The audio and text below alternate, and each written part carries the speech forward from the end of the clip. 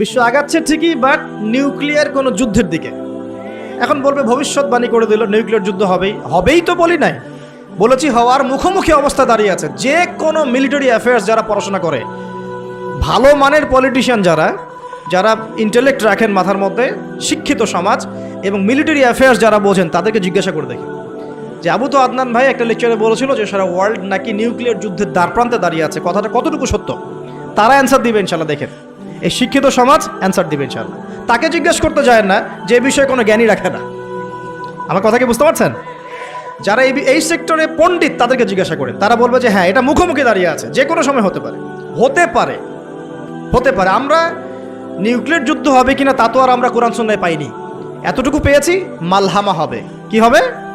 মালহামা মানে মহাযুদ্ধ। এটা বিভিন্ন কান্ট্রির মধ্যে জড়িয়ে পড়তে পারে, আল্লাহু আ'লাম বিসসাওয়াব। এতটুকু জেনেছি, ইরাকের ইউফ্রেটিস নদীর সোনার পাহাড়কে কেন্দ্র করে বিশাল যুদ্ধ হবে, এটা জেনেছি, হাদিসে আছে। শুধু তাই নয়, নবী সাল্লাল্লাহু আলাইহি ওয়াসাল্লাম বলেছেন প্রতি 100 জনের মধ্যে 99 জন মানুষ ওই যুদ্ধে মারা যাবে। যারা যুদ্ধে অংশ নিবে তাদের কথা বলা হচ্ছে। মুসলিমদেরকে বলা হচ্ছে তোমরা ওই সম্পদে হাতও দিবে না। ওই সম্পদ নেয়া তো দূরের কথা, ওখানে হাতও দিতে যেও। আমার কথা কি বুঝতে পারছেন?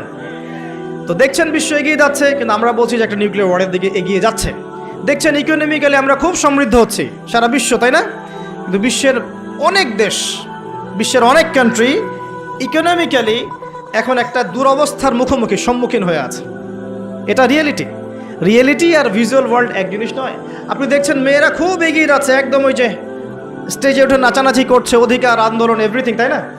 কিন্তু বাস্তবতা কি জানেন? বাস্তবতা হচ্ছে আমাদের মা বোনরা বেপর্দা হচ্ছে দিন দিন বেশি, এবং তারা এগিয়ে যাচ্ছে জাহান্নামের দিকে।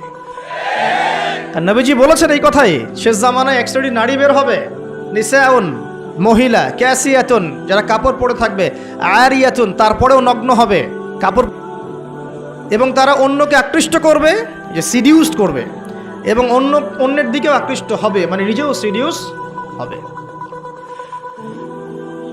তো এই শ্রেণীর মেয়েরা কি এখন বের হয়নি? নবীজি বলেছেন এক শ্রেণীর মেয়ে বের হবে, পুরুষের পোশাক পরে থাকবে। কিসের পোশাক? পুরুষের পোশাক। এখানে শুধু বাহ্যিকভাবে পুরুষের পোশাক নয়, বাহ্যিকভাবে তো পুরুষের পোশাক পরেছেই অনেক আগেই। যান এই যে বনানী, আপনার শপিং মলস, গুলশান, ঢাকার বিগ সিটিজ, মেগা পয়েন্টগুলো তো যান, আপনি নিজের চোখেই দেখতে পাবেন। আপনার এখানেও আছে? আচ্ছা, যাই হোক, হ্যাঁ, থাকতেই পারে, কারণ এগুলো তো এখন ছড়িয়ে পড়েছে কিভাবে? এই যে মোবাইল ফোনের মাধ্যমে। এমন কোনো জায়গা নাই এখন, বিশ্বের এমন কোনো জায়গা নাই যেখানে এই ফিতনাগুলো আসলে ছড়িয়ে পড়ে নাই। সো তারা ছড়িয়ে পড়েছে। এখন নবী সাল্লাল্লাহু আলাইহি ওয়াসাল্লাম এটাই বলছেন যে মেয়েরা পোশাক পরিবর্তন হয়ে যাবে, ছেলেরা মেয়ের পোশাক পরবে, মেয়েরা ছেলের পোশাক পরে নাই। আর কোন নিদর্শনের জন্য অপেক্ষা করছে? শুধু পোশাক পরিবর্তন মানে বাহ্যিক পোশাক নয়, এখানে আপনার সমাজের ফাংশনাল রোলটাও চেঞ্জ হয়ে যাবে। মেয়েরা ছেলেদের জায়গায় আসবে, ছেলেরা মেয়েদের জায়গায় আসবে। এসেছে কি আসে নাই?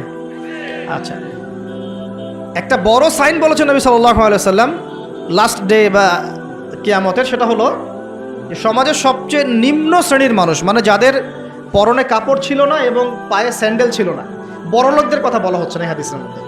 এখানে বলা হচ্ছে যে আনতারাল হুফাতাল উরাতাল আলাতা রিয়াআশ শাই ইয়াতাতাওয়ালুনা ফিল বুনিয়ান।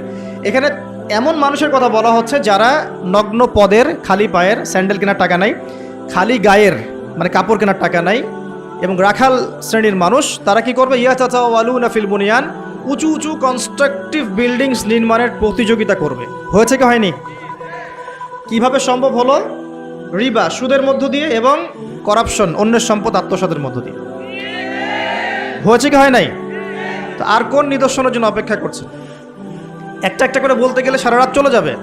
মূল কথা হচ্ছে ফিতনাময় পরিবেশের মধ্যে, যেখানে এরকম দাজ্জালীয় সব কিছু দেখা যায়, আপনার বাইরের চোখ দিয়ে না দেখে ভিতরের চোখ দিয়ে বুঝতে হবে, তখন দেখবেন এখানে বাস্তবতা এবং ভিজুয়াল ওয়ার্ল্ডের মধ্যে আকাশ পাতাল পার্থক্য আছে।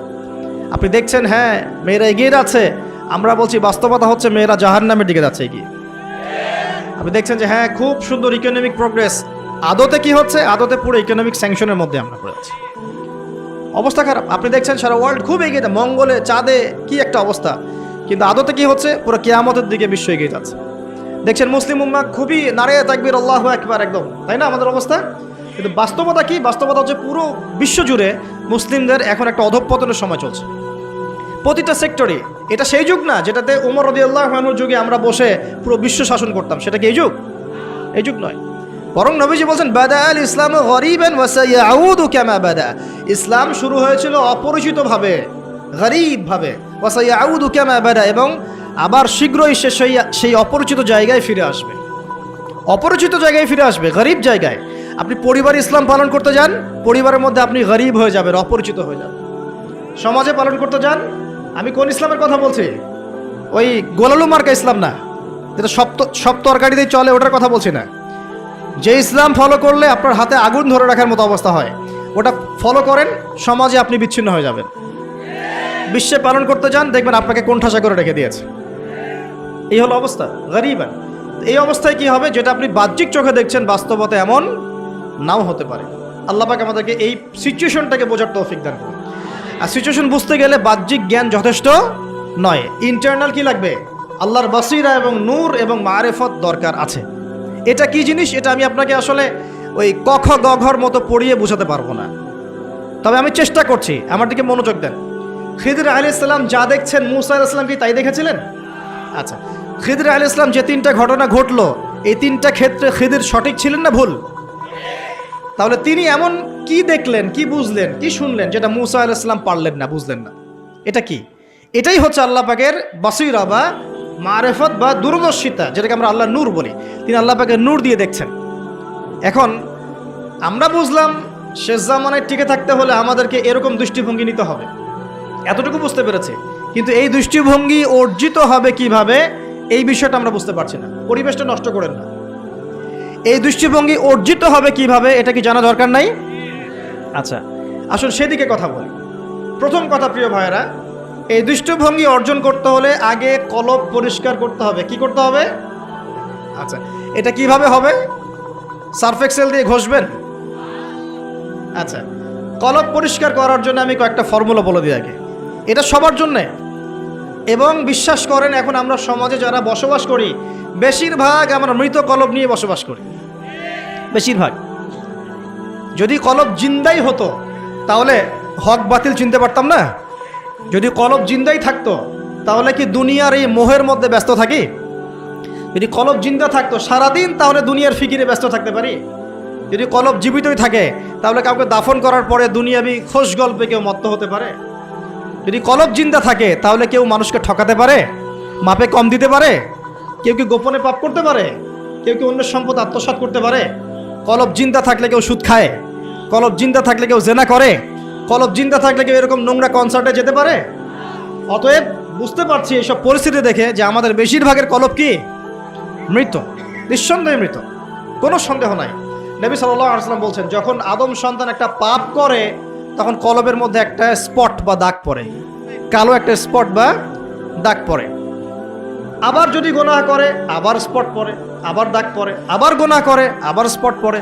গোনার উপর গোনা করতে থাকে, পুরো কলবটা কালো কুচকুচে কুৎসিত হয়ে যায়, দুর্গন্ধযুক্ত। অনেস্টলি বলেন তো দেখি, অনেস্টলি বলেন যে আমাদের কলবগুলো এখন এরকম না? আমরা কন্টিনিউয়াসলি পাপ করি না? কতবার দিনে আস্তাগফিরুল্লাহ ওয়া আতুবু ইলাইহি পড়ি, কতবার? নবী সাল্লাল্লাহু আলাইহি ওয়াসাল্লাম এমন একজন ব্যক্তি যার আগের গুনাহ মাফ, পরের গুনাহও মাফ, তারপরেও তিনি দিনে 100 বার বলতেন আস্তাগফিরুল্লাহ ওয়া আতুবু ইলাইহি। কলব পরিষ্কারটা সবচেয়ে ইম্পর্টেন্ট জিনিস। এখন মানুষ বলতে পারে সুফিজমের আলোচনা করছে। হ্যাঁ, সুফিজমের আলোচনা করছি কিনা তা জানি না, তবে আমি আল্লাহর ইহসান নিয়ে কথা বলছি। কি নিয়ে কথা বলছি? হাদিসে জিবরিলের মধ্যে 4টা প্রশ্ন করা হচ্ছে। কটা প্রশ্ন? 4টা। তার মধ্যে একটা প্রশ্ন হচ্ছে আখবিরনি আনিল ইহসান, হে মুহাম্মদ সাল্লাল্লাহু আলাইহি ওয়াসাল্লাম আমাকে ইহসান সম্পর্কে বলুন। জিবরাইল আলাইহিস সালাম প্রশ্ন করছেন। কে প্রশ্ন করছেন? ইহসান কি? নবী সাল্লাল্লাহু আলাইহি ওয়াসাল্লাম বলেন আনতা আবুদাল্লাহ কাআন্নাকা তারাহ, তুমি এমন ভাবে আল্লাহর ইবাদত করবে যেন তুমি আল্লাহকে দেখতে পাচ্ছ। ওয়া ইল্লাম তাকুন তারাহু ফাইন্নাহু ইয়ারাক, তুমি যদি আল্লাহকে দেখতে নাও পারো জেনে রাখবে যে আল্লাহ পাক তোমাকে দেখছেন। এই ফিলিংসটা মানুষের মধ্যে থাকলে কি মানুষ পাপগুলো কন্টিনিউয়াসলি করতে পারে? যদি পাপ হয়েও যায় সে তো তওবা করে ফিরে আসবে, তাই নয় কি? আচ্ছা, এখন দেখুন কি করতে হবে। এক নাম্বার বলছি যে অন্তরটাকে পরিচ্ছন্ন করতে হবে। পরিচ্ছন্ন করার জন্য প্রথম কাজ কি? প্রথম কাজ হচ্ছে 5 ওয়াক্ত নামাজকে আঁকড়ে ধরা। কি করা? 5 ওয়াক্ত নামাজকে আঁকড়ে ধরা। যদি আপনি জামাত মিসও করে ফেলেন, বাসায় পড়ে ফেলবেন, নামাজ বাদ দেওয়া যাবে না। মানে জামাত মিস করে ফেলেছি জন্য নামাজ বাদ, এমন নয়। নামাজ জামাত মিস হয়ে গেছে, আচ্ছা হয়ে গেছে, ঘুমিয়েছিলেন বা মনে ছিল না বা ব্যস্ত ছিলেন, কথার কথা, যখনই সময় পেয়েছেন, মনে পড়েছে, ঘুম থেকে উঠেছেন, নামাজ পড়তে হবে, একাই পড়তে হবে। বাদ দিবেন আজকে থেকে? বরং আমরা চেষ্টা করব ইনশাআল্লাহ জীবনে যে নামাজগুলো কাজা হয়ে গেছে সেগুলো যেন হিসেব করে আদায় করে দেয়া সম্ভব হয়, এটাও চেষ্টা করা উচিত। আল্লাহ পাক তৌফিক দান করুন। 1 নম্বর নসিহত, নামাজ ছাড়া যাবে না। কারণ একটা হাদিস যথেষ্ট। নবী সাল্লাল্লাহু আলাইহি ওয়াসাল্লাম বলেছেন যে মান তারাকা সালাতান মুতাআম্মিদান ফাকাদ কাফারা, যে ব্যক্তি ইচ্ছাকৃতভাবে নামাজকে ছেড়ে দিল সে ব্যক্তি যেন কুফরি করলো। কি করলো? কুফরি করলো। মুআজ বিন জাবাল রাদিয়াল্লাহু আনহুর হাদিসে এসেছে, নবী সাল্লাল্লাহু আলাইহি ওয়াসাল্লাম বলেছেন মান তারাকা সালাতান মুতাআম্মিদান ফাকাদ বারিআত মিন জিম্মাতিল্লাহ, যে ব্যক্তি ইচ্ছাকৃতভাবে তার উপর অর্পিত ফরজ নামাজ ত্যাগ করলো সে ব্যক্তি আল্লাহ পাকের জিম্মেদারি থেকে মুক্ত হয়ে গেল, তার উপর আল্লাহর কোনো জিম্মেদারি নাই। প্রথম নসিহত, যদি অন্তর পরিচ্ছন্ন করতে চাই, নামাজ মনে থাকবে ইনশাআল্লাহ। আল্লাহ আমাকে তৌফিক দান করুন, আপনাদের সবাইকে তৌফিক দান করুন। 2 নম্বর, বেশি বেশি কোরআন তেলাওয়াত। বেশি বেশি কি? কোরআন তেলাওয়াত। কোরআন তেলাওয়াতের কোনো বিকল্প নেই। প্রত্যেক দিন কিছু কিছু আয়াত এবং সূরাগুলো অবশ্যই তেলাওয়াত করার চেষ্টা করবেন। যেমন আমি বলে দেই, কিছু বলে দিই, মনে রাখেন, কিছু কিছু শিখেন। 1 নম্বর সূরা ফাতিহা, 2 নম্বর সূরা ফালাক, নাস, ইখলাস 3 বার করে সকাল সন্ধ্যা। সূরা ফালাক, নাস, ইখলাস, কুল হুয়াল্লাহু আহাদ, কুল আউযু বিরাব্বিল ফালাক এবং কুল আউযু বিরাব্বিন নাস 3 বার। সূরাতুল কাফিরুন ঘুমানোর আগে 1 বার। সূরা হাশরের শেষ 3 আয়াত, সূরা বাকারার শেষের 3 আয়াত, ঠিক আছে? তারপরে সূরা মুমিনুনের কিছু আয়াত, আয়াতুল কুরসি, সূরা আলে ইমরানের শেষের 10 আয়াত, সম্ভব হলে সূরা মুলক, প্রত্যেক জুমায় সূরাতুল কাহফ, অথবা আপনি চাইলে এই যে মানুষ অনেকে ঝাড়ফুঁকের সমস্যা হয় না, বদনজর লাগা, ঝাড়ফুঁক, কুফরি কালাম, সেসব ক্ষেত্রে আপনি সূরা জিনের প্রথম 10 আয়াত, সূরা সফফাতের প্রথম 10 আয়াত, সূরা ইয়াসিন, সূরা কাহফের প্রথম 10 শেষ 10, এগুলোর উপর আমল করতে পারেন। ইনশাআল্লাহ দেখবেন আপনার জীবনে বরকত আসবে। আপনি চোখ লাগা, বদনজর, এই যে হিংসুকের হিংসা, চোখ লাগা, বদনজর, কুফরি, তাবিজ, কালাম, এগুলো থেকে বেঁচে থাকবেন ইনশাআল্লাহ। আল্লাহ পাক আপনার পরিবারকে আপনাকে বাঁচাবে ইনশাআল্লাহ কোরআনের বদৌলতে। এবং এগুলো যদি মুখস্থ করে ফেলতে পারেন এবং নিয়মিত মাঝে মাঝে নামাজে পড়েন, এমনি তেলাওয়াত করেন, ইনশাআল্লাহ তাআলা কোরআন আপনার জীবনে প্রোটেকশন নিয়ে আসবে, আল্লাহর রহমত, বরকত নিয়ে আসবে ইনশাআল্লাহ। এবং কোরআনের মধ্যে কি আছে? শেফা, আরোগ্য আছে। ওয়া নুনাজ্জিলু মিনাল কোরআন মা হুয়া শিফাউ ওয়া রাহমাতুল লিল মুমিনিন। আল্লাহ পাক বলছেন আমি কোরআন নাজিল করেছি, এর মধ্যেই মুমিনদের জন্য শিফা আছে, শিফা, আরোগ্য আছে, এবং আল্লাহর রহমত, দয়া আছে। আমরা আরোগ্য চাই না? আল্লাহর দয়া চাই না? আর এই আরোগ্য শুধু দৈহিক রোগের আরোগ্য নয়, কলবের রোগের আরোগ্য। তো কোরআন তেলাওয়াতকে বাড়িয়ে দেওয়ার চেষ্টা করেন, আল্লাহ পাক তৌফিক দান করুন। আর যদি পসিবল হয়, আল্লাহ পাক যদি আরো ফুরসত দেন, তৌফিক দেন, প্রত্যেক দিন 1 ঘন্টা করে 1 পারা কোরআন তেলাওয়াত করবেন। পারবেন ইনশাআল্লাহ? আল্লাহ আমাদের সবাইকে তৌফিক দান করুন। এরপর কি? বেশি বেশি আল্লাহর জিকির। 1 নম্বর কি বলেছি? সালাত। 2 নম্বর কোরআন তেলাওয়াত। 3 নম্বর হচ্ছে আল্লাহর জিকির। বেশি বেশি আল্লাহর জিকির। আল্লাহর জিকির মানে শুধু আল্লাহ আল্লাহ এটাকে বোঝাচ্ছি না আমি। আল্লাহর জিকির মানে আপনি সবসময় ফিল করবেন, আল্লাহকে স্মরণ করবেন যে আল্লাহ পাক আপনাকে দেখছেন, আপনি আল্লাহর ইবাদত করছেন, আল্লাহ আপনাকে দেখছেন। আপনি আল্লাহকে দেখতে না পারলেও আল্লাহ আপনাকে দেখছেন, আল্লাহ আপনার কথা শুনছেন, আল্লাহ হাজির নাজির, আপনি ফিল করবেন। জিকির মানে কি? স্মরণ করা। জিকির মানে কি? স্মরণ করা। আপনি সুবহানাল্লাহ পড়ছেন, আল্লাহর জিকির করছেন, আলহামদুলিল্লাহ পড়ছেন, আল্লাহু আকবার পড়ছেন, লা ইলাহা ইল্লাল্লাহ পড়ছেন, হ্যাঁ, লা হাওলা ওয়ালা কুওয়াতা ইল্লা বিল্লাহ পড়ছেন, এগুলোতে আপনি আল্লাহর জিকির করছেন, আলহামদুলিল্লাহ। এখন ব্যবসা করতে গিয়েছেন, এই যে মাপের দাড়িপাল্লা উঠালেন, এই যে মাপে কম দিচ্ছেন, এখন কি আল্লাহ আপনাকে দেখছেন না?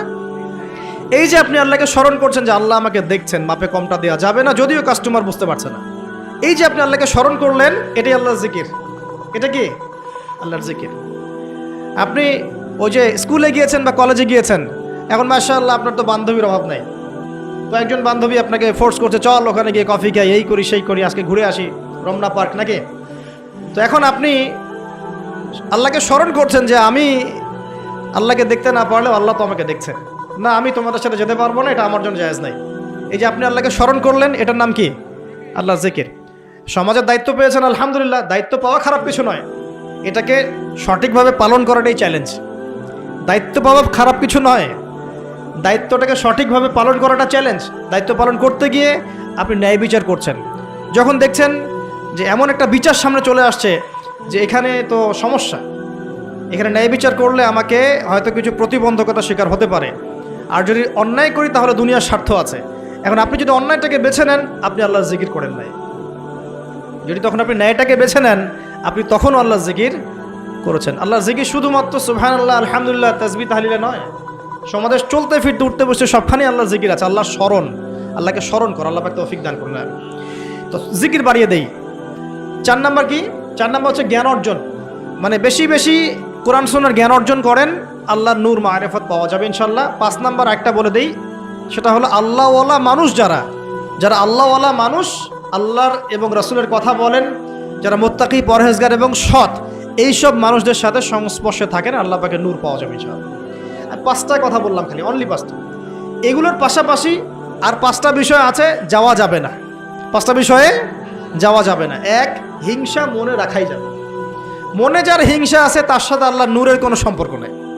সে কোশ্চিন কালেও খিদির হতে পারবে না।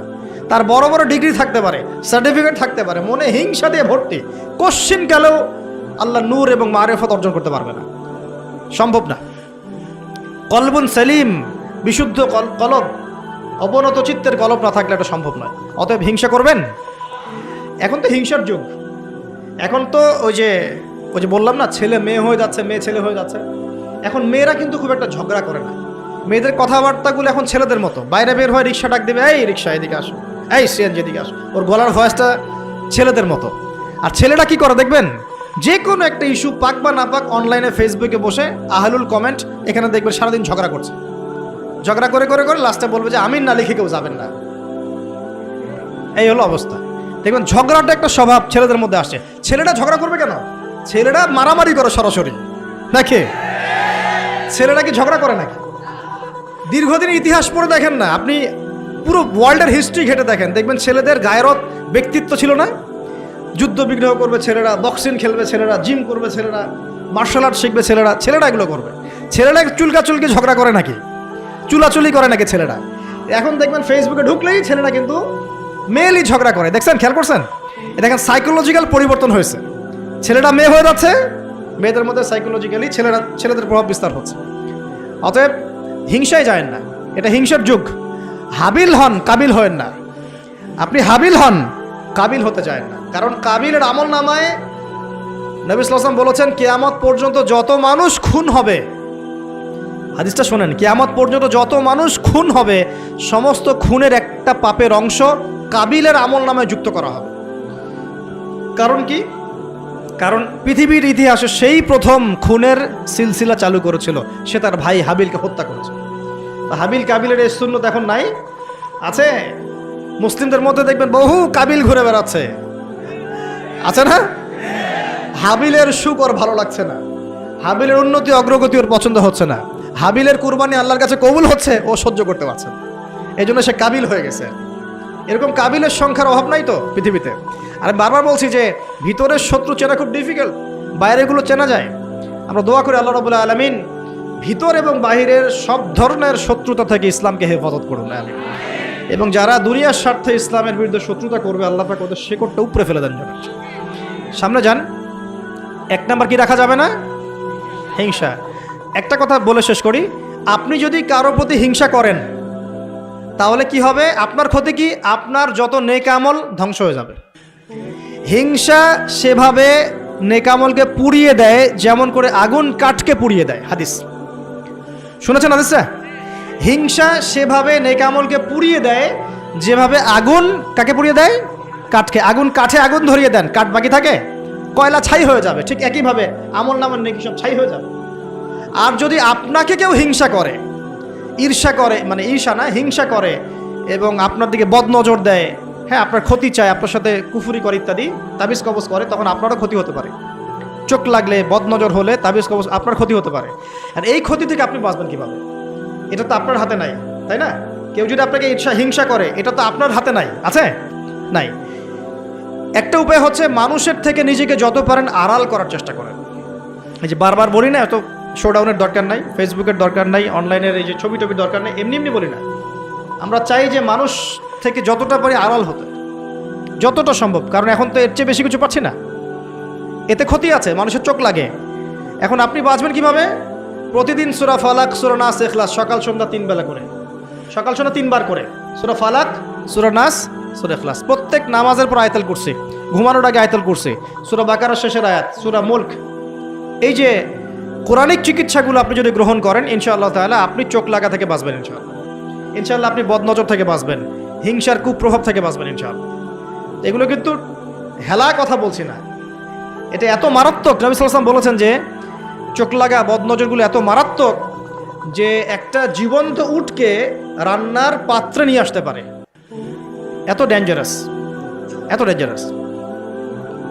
তো হিংসা করবেনও না, হিংসার শিকারও যেন না হন। এই জন্য সূরা ফালাককে বেশি বেশি তিলাওয়াত করবেন। কুল আউযু বিরাব্বিল ফালাক মিন শাররি মা খালাক ওয়া মিন শাররি গাসিকিন ইযা ওয়াকাব ওয়া মিন শাররিন নাফাসাতি ফিল উকাদ ওয়া মিন শাররি হাসিদিন এই যে ইযা হাসাদ। আমি হিংসুকের হিংসা থেকে আল্লাহ তোমার আশ্রয় চাচ্ছি যখন সে হিংসা করে। পারবেন ইনশাআল্লাহ? আর কি করা যাবে না? আল্লাহর নূর মারিফত পেতে হলে অহংকার করা যাবে না। কি যাবে না? আল্লাহ পাক সব পছন্দ করলে অহংকার পছন্দ করবেন না। আল্লাহ পাক অহংকার পছন্দ করবেন। আল্লাহ পাক অনেক পাপ মাফ করে দিতে পারেন, অহংকার আল্লাহ পাক খুব কঠিনভাবে ধরেন। আল্লাহ পাক খুব কঠিনভাবে অহংকারীকে আল্লাহ পাক কখনোই পৃথিবীতে টিকতে দেন নাই। অহংকার আল্লাহ পাকের চাদর, এটা ধরে কেউ টান দিতে পারে না। তো মনের মধ্যে যদি অহংকার থাকে, কোশ্চিন কালেও ডিগ্রির সার্টিফিকেট অর্জন করেও আল্লাহর নূর পাওয়া যাবে। আপনি খিদির হতে পারবেন না, সিচুয়েশন বুঝতেও পারবেন না, সলিউশনও বের করতে পারবেন না। একজন সত্তার কথা বলে দেই, আমি আলোচনা গুটিয়ে নিচ্ছি আস্তে আস্তে ইনশাল্লাহ। একজন সত্তার কথা বলি, ইবলিস নাম আছে, মনে আছে? ইবলিস, সে কি আল্লাহর একজন আবেদ ছিল না? ইবাদত করে নাই? তার জ্ঞান ছিল না? প্রচণ্ড জ্ঞানী ছিল, আল্লাহ পাকের প্রচুর ইবাদত করেছে। কেন জাহান্নামী হল? কি কারণে জাহান্নামী হল? দেখেন, সে আল্লাহ পাকের আদেশকে লঙ্ঘন করেছে, সেজদা করে নাই। এই তো আদম আলাইহিস সালামও তো গাছের কাছে চলে গিয়েছেন, তাহলে আদম আলাইহিস সালামও তো গাছের কাছে গিয়েছেন, আল্লাহ পাকের হুকুমটা লঙ্ঘন হয়ে গেল না? ইবলিসও তো লঙ্ঘন করেছে, তাহলে উভয়ের মাঝে কি পার্থক্য? পার্থক্যটা হচ্ছে আদম আলাইহিস সালাম ভুল করে তওবা করে ফিরে এসেছেন, অহংকার করেন নাই, করেছেন?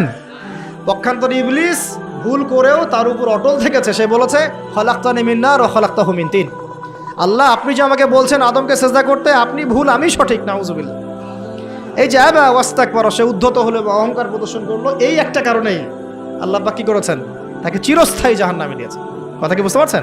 অতএব অহংকার থাকলে আল্লাহর নূর পাওয়া যাবে না। ইবলিসের ইবাদত ছিল, টিকতে পারে নাই। ওর কিন্তু ইলম ছিল, টিকতে পারে নাই। আল্লাহ বোঝার তৌফিক দান করুন। আর অহংকার মানে এই নয় যে আপনি ভালো জামা পরেছেন, ভালো একটা সুন্দর বাড়ি করেছেন, আপনার জুতাটা সুন্দর, আপনার মানে কিছু জমি জমা আছে, হ্যাঁ, আপনার চলাফেরা আপনি শৌখিনতা পছন্দ করেন, এটার নাম অহংকার নয়। অহংকার কি? অহংকার হচ্ছে মাতারুল হাক্কি ওয়া গামতুন নাস, সত্য যেটা আল্লাহর পক্ষ থেকে সত্য বিধানটাকে অস্বীকার করা এবং মানুষকে তুচ্ছ তাচ্ছিল্য করা, এই হলো অহংকার। মনে থাকবে? অহংকার কি? সত্যকে প্রত্যাখ্যান করা এবং মানুষকে কি করা? তুচ্ছ তাচ্ছিল্য করা। একজন মুমিন ভাইয়ের খারাপ হওয়ার জন্য এতটুকু যথেষ্ট যে সে আরেকজন মুমিন ভাইকে তুচ্ছ তাচ্ছিল্য করছে। ইবলিস অহংকার করেছে বলে কি হয়ে গেল? আল্লাহ পাক তাকে রিজেক্ট করলেন। তো আল্লাহ রাব্বুল আলামিন আমাদের সবাইকে অহংকার থেকে দূরে রাখুন, আমিন। এবং আমাদের মনে যদি অহংকার থেকে থাকে, এগুলোকে দূর করে ফেলার তৌফিক আল্লাহ পাক দান করুন। কিভাবে? দুটো কাজ করলে দূর হয়ে যাবে। এক, বেশি বেশি মৃত্যুর কথা স্মরণ করলে, যখন আমি ভিতর থেকে ফিল করব যে হ্যাঁ আমাকে মারা যেতে হবে, আমার হিসেব আমাকে দিতে হবে, তখন দেখবেন নিজেকে নিয়েই মানুষ বেশি ব্যস্ত থাকবে। আর যখন মানুষ নিজে অহংকারী হয়ে যায়, মনে করেন আমি তো পার পেয়ে গেছি, তখন মানুষ অন্যের দিকে বেশি তেল দেওয়া শুরু করে, অন্যের চরকায় বেশি তেল দেওয়া শুরু করে। আগে না বাবা, নিজের চরকায় আগে তেল দাও। তুমি নিজের আমলের কি অবস্থা, আকীদার কি অবস্থা, আল্লাহকে পেলাম কিনা, কোরআন পড়তে জানি কিনা, হাদিস কতটুকু মুখস্থ করলাম, কতটুকু দাওয়াতের কাজ করলাম, দিনের জন্য কি করলাম, এই ফিকির আগে করো তুমি, তারপরে না মানুষের দিকে চোখ দাও। আচ্ছা, আরেকটা কি? কোরআন বেশি বেশি তেলাওয়াত করা। নবীজি বলেছেন এই দুটো কাজ যে ব্যক্তি করবে, বেশি বেশি পরকালের কথা স্মরণ করবে এবং কোরআন তেলাওয়াত বাড়িয়ে দিবে, ইনশাআল্লাহ তার মনটা অহংকার থেকে দূর হয়ে যাবে ইনশাআল্লাহ, অন্তরটা পবিত্র হবে ইনশাআল্লাহ আযজা ওয়া জাল। হিংসা করা যাবে না, আল্লাহ নূর পেতে হলে অহংকার করা যাবে না। 3 নাম্বার একটা জিনিস বলে দেয়, কি করা যাবে না? কাউকে অপবাদ দেওয়া যাবে না।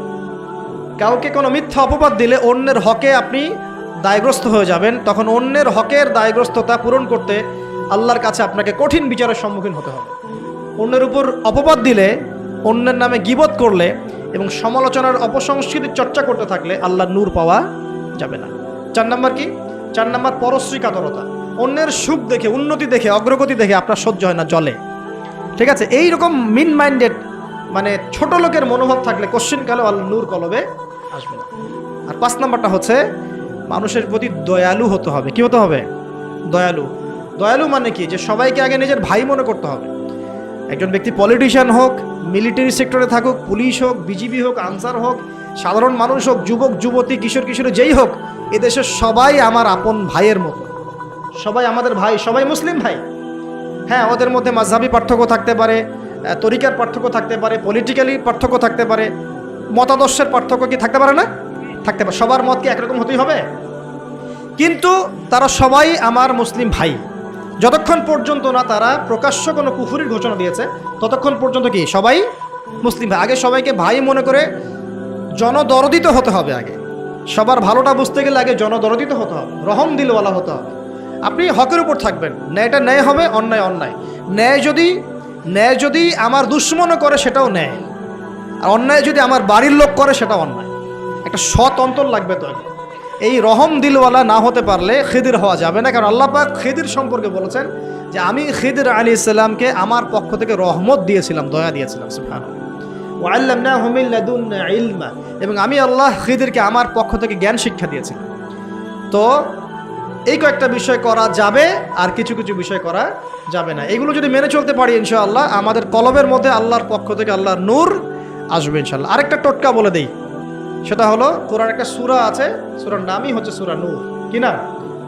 এই সূরার উপর যদি আপনি আমি আমল করতে পারি ইনশাআল্লাহ তাআলা আল্লাহর নূর এবং মারিফত পাওয়া যাবে। কেন পেতে হবে এগুলো? কারণ এগুলো পেলে আমরা সেটা দেখব যা সবাই দেখতে পারবে না, আমরা সেটা শুনবো সবাই সেটা শুনবে না, আপনি সেটা উপলব্ধি করবেন সবাই সেটা উপলব্ধি করতে পারবে না। বাহ্যিকভাবে সবাই একটা কিছু বুঝবে, কিন্তু আপনি রিয়েলিটি বুঝতে পারবেন যে আসলে বাস্তবটা কি হচ্ছে। এবং বাস্তবতা বুঝতে পারলে পরেই আমরা ইনশাআল্লাহ তাআলা ওই ফিতনাগুলো চিহ্নিত করতে পারবো, সেখান থেকে বাঁচার পথ খুঁজতে পারবো ইনশাআল্লাহ। আমার কথা কি বুঝতে পারছেন? আচ্ছা, এবার শেষ করার আগে একটু গুটিয়ে নিচ্ছি। সূরা নূর থেকে শুরু করে শেষ করে দেই। দেখুন, এই সূরাটা বাসায় ভালো করে পড়েন। তার আগে আর 2টা সূরা নসিহত করব, বাসায় গিয়ে আজকে একটু ভালো করে পড়েন। একটা সূরা বনু ইসরাইল, একটা হলো সূরা কাহফ। যে আল্লাহর নূর পেতে হলে আরেকটা টোটকা বলছিলাম, সূরা নূরের উপর আমল করতে হবে। এর পাশাপাশি আপনি 2টা সূরা পড়বেন, সূরা কাহফ এবং সূরা বনি ইসরাইল। এই সূরা কাহফ, বনি ইসরাইল একসাথে রিলেটেড। এখন যদি নূর অর্জন হয়ে যায়, আল্লাহর মারিফত অর্জন হয়, যেগুলোর জন্য শর্তগুলো বললাম, যে আপনাকে সলাতের পাবন্দি করতে হবে, পাশাপাশি নফল এবং সুন্নতের মধ্যে আপনাকে অভ্যস্ত হতে হবে, তাহাজ্জুদ গোজার হওয়ার চেষ্টা করতে হবে, দান সৎকা বাড়াবেন, এতিমের ভরণ পোষণের দায়িত্ব নেন, বিধবার খোঁজখবর নেন, সমাজ কল্যাণমূলক কাজ করেন, পাশাপাশি হালাল খান, পারিবারিক আদর্শ ঠিক করেন, আমর বিল মারুফ নাহি আনিল মুনকারের কাজ করেন, জ্ঞান অর্জন করেন, আল্লাহওয়ালা মানুষের কাছে গিয়ে পড়ে থাকেন, সহবতে থাকেন। আর কি বলেছি? কোরআন তেলাওয়াত বাড়িয়ে দেন, জিকির আজগার বাড়িয়ে দেন, এবং জীবনের সকল ক্ষেত্রে আল্লাহর বিধান মেনে চলার চেষ্টা করেন। ইনশাআল্লাহ তাআলা আপনি আল্লাহর নূর পাবেন এই কাজগুলো করলে। আর কি কিছু কাজ করা যাবে না, যেমন একটা হচ্ছে হিংসা, অহংকার, পরশ্রী কাতরতা, অন্যকে অপবাদ দেওয়া, আর গীবত তোহমদের সমালোচনা সংস্কৃতি। এগুলো বয়কট করতে পারলে আল্লাহর নূর আসবে ইনশাআল্লাহ। আর কি? সূরা কাহফ পড়বেন, সূরা বনু ইসরাইল পড়বেন, সূরা নূরের উপর আমল করবেন। এই সূরা নূরের উপর আমল করতে গিয়ে একটা বড় কথা বলে দেই, সেটা হলো এই সূরার প্রথম দিকেই আছে জেনা থেকে দূরে থাকার কথা। সব আমলগুলো ঠিকঠাক করার পরেও আমরা নূর পাবো না যদি আমরা হারাম জেনায় লিপ্ত থাকি। আমি বোঝাতে পারছি?